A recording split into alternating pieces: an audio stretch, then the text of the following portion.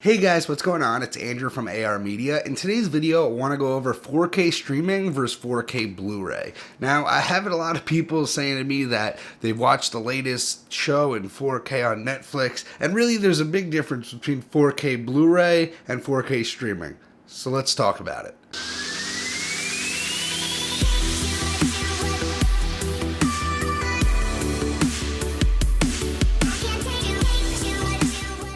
So I have Netflix 4K, and pretty much all of the Netflix shows are in 4K. So I've watched Stranger Things in 4K. I just finished 13 Reasons Why in 4K. And don't get me wrong, the picture quality is good, but the difference in streaming 4K versus 4K Blu-ray is really day and night difference. Now, the reason for this is because of compression.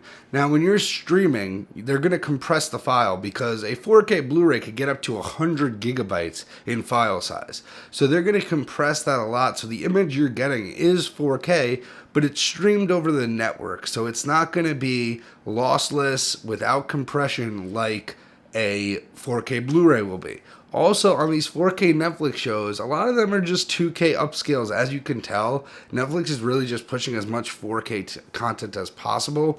And same thing with Vudu. I've actually gone back and forth on Vudu copies between the UHD and the HD version. And with a lot of them, it's so hard to even tell the difference. I saw people complaining to Vudu, trying to get money back because they were A and Bing the UHD versus the HD, and they couldn't tell the difference at all.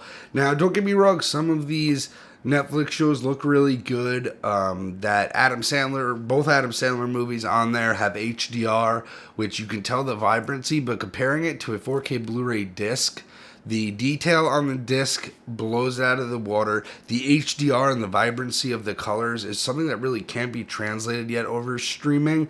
I don't have Dolby Vision, so I can't test that out, but I have streamed HDR over Amazon and over Netflix, and it does look good, don't get me wrong, but compared to some of the reference discs like Passengers or Sully, it doesn't even light a candle to it. And the thing is that really the problem is it's kind of leaving a bad taste in people's mouth because the first 4K image they're seeing is a streaming image on Netflix. So if you watch Stranger Things on regular HD TV and then watch it in 4K on another TV, you might not see that big of a difference. You probably won't see that big of a difference.